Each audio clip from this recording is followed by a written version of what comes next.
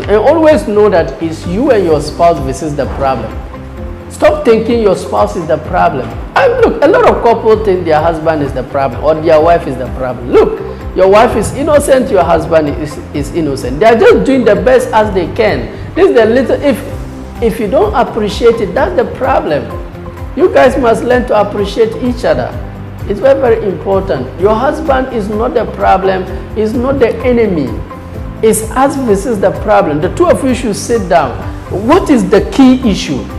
I think the problem is because we don't have money, so we're not able to afford ABCD. So how can we solve that? You start working as a team. Maybe it's because we are still renting. Anytime the landlady do say ABCD, I get hurt. That is so. How can we do to get a plot, start building a model? You and your spouse versus the problem.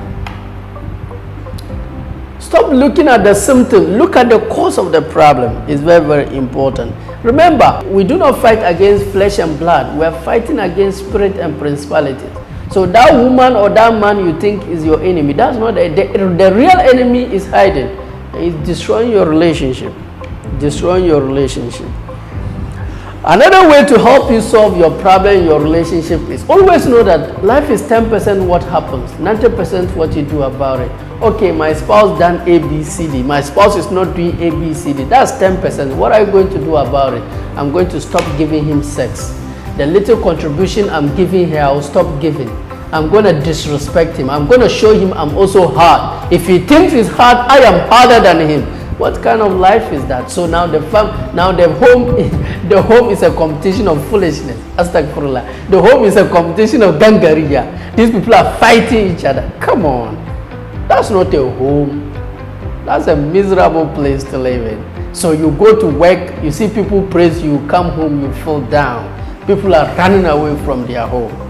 Life is 10% what happens to you, 90% what you do about it. Yes, my spouse is being disrespectful. My spouse is childish. So should you also come down to their level?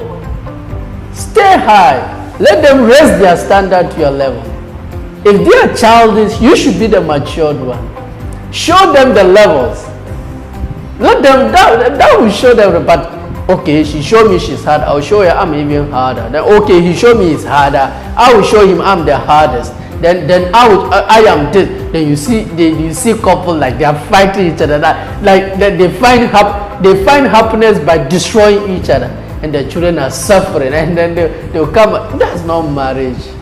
That's a tragedy. In fact, that's a curse. That's a mistake. You shouldn't be in that relationship, basically. Life is 10% what happens, 90% what you do about it. My spouse is not doing ABCD, that's 10%. What are you going to do about it? I'm going to show him. Would that change him? It will make him more worse. Look, your responsibility is not to change your spouse. It's God. Only God can change people. Yours is to love them, show them grace, show them mercy. Expect your reward from Almighty God.